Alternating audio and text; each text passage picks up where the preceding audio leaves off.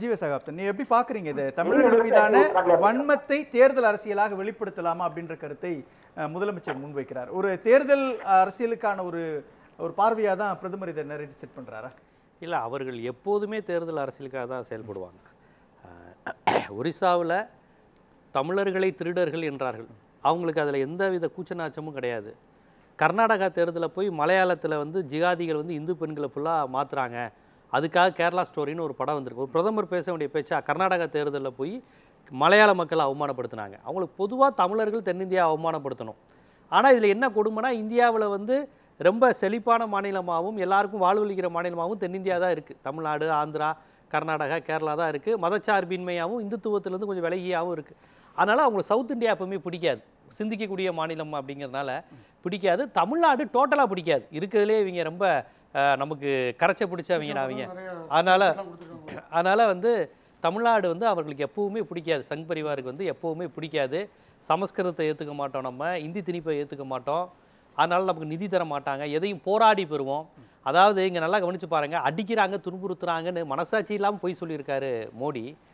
இங்கே சிவசேனா தமிழர்களை, மலையாளிகளை, பீகாரிகளை அடிச்சிச்சு.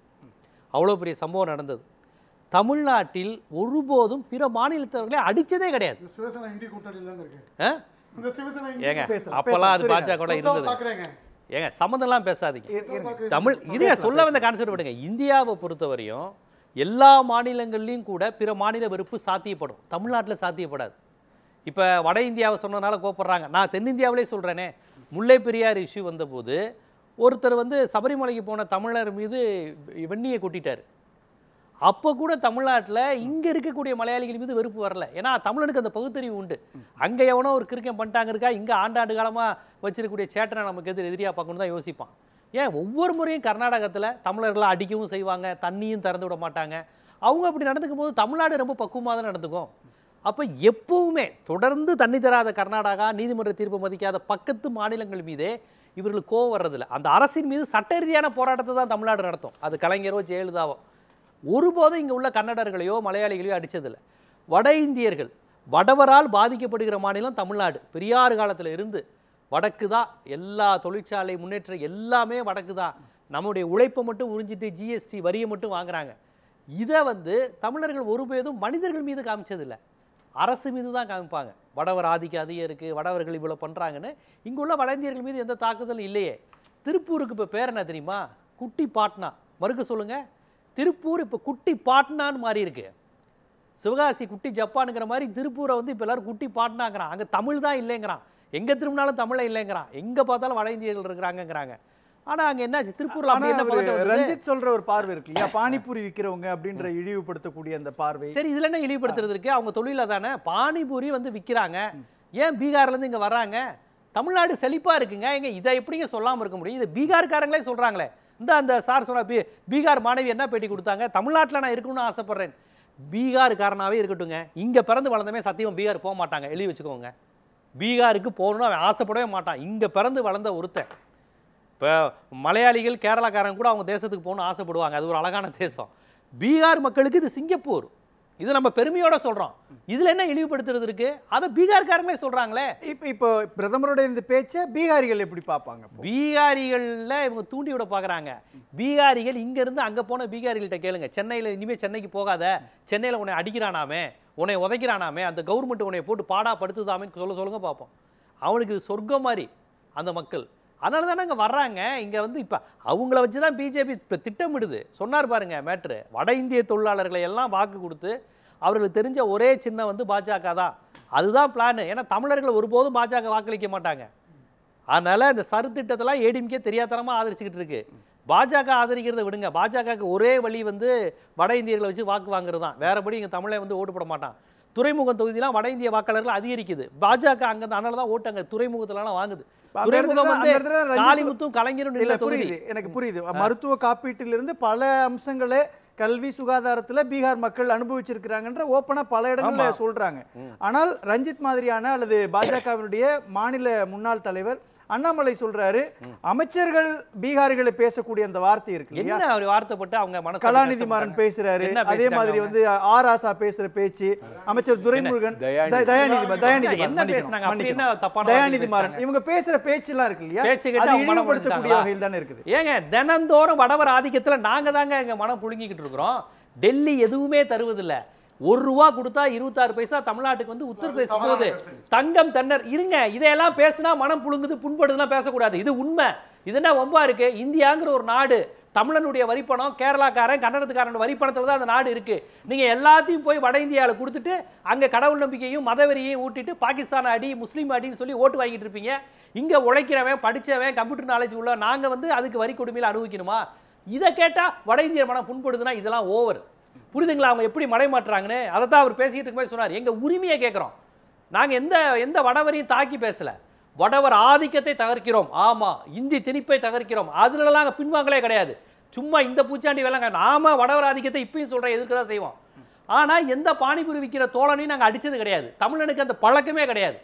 தமிழை எல்லாரையும் அரவணைச்சு வாழ வச்சு தான் பழக்கம். ஏங்க 1938 தமிழ்நாடு தமிழருக்கேன்னு சொல்லி வட இந்தியருக்கு எதிராகவும் இந்திக்கு எதிராகவும் போராட்டம் நடத்தின மண்ணுங்க தந்தை பெரியார் மண். அப்போ எந்த இந்தி பேசுகிறவங்க இங்கே பாதிக்கப்பட்டாங்க கிடையாது. வட இந்திய கடைகளுக்கு மார்வாடி கடை முன்னாடி நின்று இந்த கடையில் தமிழை வாங்கக்கூடாதுன்னு சொல்லி போராட்டம் நடத்தினவர் தந்தை பெரியார். அன்னைக்கு உள்ள காங்கிரஸ்காரங்களாம் மறந்துட்டாங்க, என்னடா பெரியார் இப்படி பண்ணுறாரு. இந்த மாப்போசின்னு ஒரு ஆள் மட்டும்தான் வட இந்தியாவுக்கு ஆதரவாக இந்திக்கு ஆதரவாக இருந்தார். இன்னைக்கு உள்ள சங்கீதா அந்த மாப்போசி அவர் மட்டும்தான் ஆதரிச்சார். ஸோ நாங்கள்லாம் 1950-30 வடவரை எதிர்த்துக்கிட்டு தான் இருக்கிறோம், இந்தியை எதிர்த்துக்கிட்டு தான் இருக்கோம். நாங்கள் எதிர்த்ததை பார்த்து தான் இன்னைக்கு மம்தா பானர்ஜி இந்தியை எதிர்க்கிறாங்க, சித்தராமையா இந்தியை எதிர்க்கிறாங்க. இன்னைக்கு இந்தியாவே இந்தி பேசாத மாநிலங்கள் அனைத்தும் இந்தியை எதிர்க்குதுன்னா அன்னைக்கு பெரியார் போட்ட வித, அண்ணா போட்ட வித.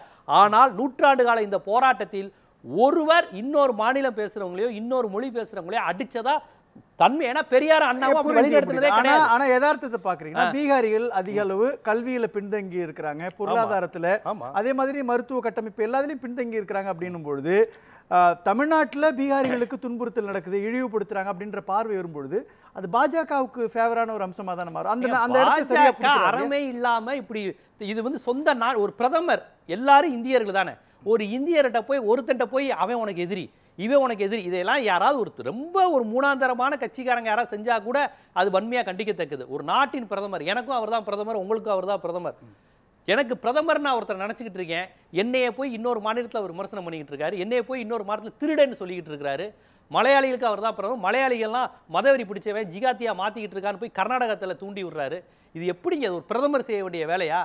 ரொம்ப லோவாக இந்த இந்து பரிஷத் அமைப்பில் சேர்ந்த யாரோ லோ கிளாஸ் ஆள் பண்ணால் கூட கண்டிக்கத்தக்கது. ஆனால் ஒரு பிரதமரே இவ்வளவு இழிவாக பேசுகிறார். நம்ம இதெல்லாம் மனசில் வச்சுக்கோங்க. தமிழ்நாட்டுக்கு வந்துட்டு எப்பொருள் யார் யார் வாய் கேட்பின்னு தப்பு தப்பாக திருக்குறள் பேசுவார் பாருங்க. அப்போ நான் வச்சுட்டு நீங்கள் அடிங்க, அப்போ நான் வச்சுட்டு அடிங்க. இந்த தமிழர்னு இனிமேல் அவங்க பேசுகிறாங்கன்னா இதுதான் அவங்களுடைய உண்மையான குணம். தமிழர்களுக்கு எதிராக பேசுவதும், தமிழ்நாட்டை அழிப்பதும், தமிழ்நாட்டை பண்பாட்டு ரீதியாக அழிக்கணும், பொருளாதார ரீதியாக அழிக்கணும், அதுதான் அவங்களுடைய வன்மம். ஏன்னா தமிழ்நாட்டை செய்ய முடியல, தமிழ்நாட்டை அவங்களால ஒண்ணுமே செய்ய முடியல. அந்த பதட்டம் இங்க சிந்தே வர மாட்டேங்கிறாரு, ஹேமந்த் பிஸ்வாஸ் வர மாட்டேங்கிறாரு, அதனால வர முடியல. அந்த பதட்டத்துல இவனை திட்டி சாபமிடுவோம். தமிழை அழியட்டும், தமிழ் மொழி அழியட்டும், உனக்கு நிதி தர மாட்டேன், சமஸ்கிருதத்துக்கு மட்டும் தான் தருவேன், உன தொன்மை கீழடியை அழிப்பேன், இல்லாத சரஸ்வதி நாகரிகத்துக்கு பணம் தருவேன். சோ தமிழை அழிப்பது ஆரியத்தின் குணம், ஆர்எஸ்எஸின் குணம், அவருடைய லட்சியம், நோக்கம். பிற மாநிலத்து மொழியை விட தமிழ் அழிக்கணும். ஏன்னா இது ஒரு மூத்த மொழி, இங்க ஆரியத்துக்கு எதிரான மொழிங்கனால அந்த கோபம் இருக்கு. ஏன்னா தமிழ் தான் அந்த பார்ப்பன எதிர்ப்பு, இந்திய எதிர்ப்புல முன்னோடியா இருக்கிறதுனால எப்படியாவது தமிழர்களை அழிச்சிடணுங்கிற வன்மம் மட்டும் அவங்களுக்கு இருக்கு.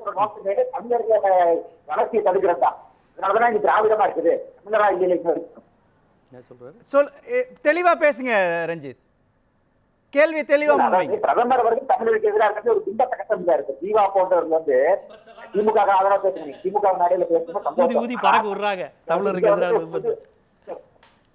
தமிழருக்கு எதிராக பிரதமர் பேசிட்டாங்க ஒரு பிம்பத்தை உருவாக்கிட்டாங்க. திமுக பேசுறீங்க நீங்க, தமிழர்களுக்கு எதிராக மட்டும்தான் பிரதமர் பேசுறாரு, பாஜக பேசிக்கிட்டு இருக்காங்க. தமிழ்நாட்டு பாஜகவினர் கூட கோவம் வரல பாருங்க. சார் பேசலாம் பேசலாம் ரஞ்சித், நான் மீண்டு வரேன் பேசலாம். அடுத்து தமிழ்நாட்டுல எலெக்ஷன் வரும் பாத்தீங்களா, பதில் சொல்றீங்களா அவருக்கு? அவர் என்ன சொல்றது? வட இந்தியர்கள் எல்லாருமே பிஜேபிக்கு இல்ல, தமிழர்களுக்கு எதிராக திராவிடர்கள் தான் செயல்படுறாங்க, திமுக தான் செயல்படுது. திராவிடர்கள்னா யாரு? திமுகவே தமிழர்களுக்கு தமிழர்களும் திராவிடம் எல்லாம் ஒண்ணுதானே, சம்பந்தம் இல்லாம. அதாவது இப்படி பேசினா இப்படி ஏதாவது பாருங்களேன், விவாதத்தை வந்து இப்படி குழப்பி விட்டுருவாங்க. நான் வச்ச எந்த கேள்விக்கும் பதில் இருக்காது. வரி பயங்கரவாதம், இங்க வந்து வரி மூலமா தமிழர்களை வந்து கொள்ளையடிக்கிறது, திருடுறது, ஜிஎஸ்டியில பாதி நிலுவை தர்றது கிடையாது, உத்தரப்பிரதேஷ்காண்ட 10 பைசா வாங்கிட்டு நம்மகிட்ட 1 ரூபா வாங்குறது, இந்த அநீதி இந்த பாரபட்ச பத்தி பேசினா இவங்க இல்ல யாரு ஆதாரமற்ற குற்றச்சாட்டு. 10 பைசா கொடுக்கறான், 1 ரூபா சட்டமன்றத்துல தங்கம் மறுக்கவே இல்லையே. வானதி சீனிவாசன் மறுக்கல. வானதி சீனிவாசன் என்ன தெரியுமா சொன்னா? இருங்க, வானதி சீனிவாசன் இந்த குற்றச்சாட்டு தங்கம் தென்னரசு முன்வைத்த போது அவர்கள் வச்ச வாதனை தெரியுமா? வானதி சீனிவாசன், ஆமா கோயம்புத்தூர்காரன் தான் சம்பாதிக்கிறான், இந்த தர்மபுரி அரியலூர்காரன் எல்லாம் நல்லா அனுபவிக்கிறான், அவங்க நாட்டுக்கு ஏதாவது வருதா? எல்லாம் கோயம்புத்தூர்காரன் கஷ்டப்பட்டு சம்பாதிச்சு இந்த அரியலூர் விழுப்புரம்காரங்கன்னு தமிழர்கள் மத்தியில் சண்டையை முட்டி விட்டாங்க. அப்ப அந்த வாதத்தை அவங்க ஏற்றுக்கொண்டிருக்கிறாங்கன்னு தான் அர்த்தம். தமிழர்கள் மத்தியில் தமிழர்களை வந்து பிற மாநிலத்தில் எதிரியாக சித்தரிப்பது, இதை மட்டும்தான் அவர்கள் செய்து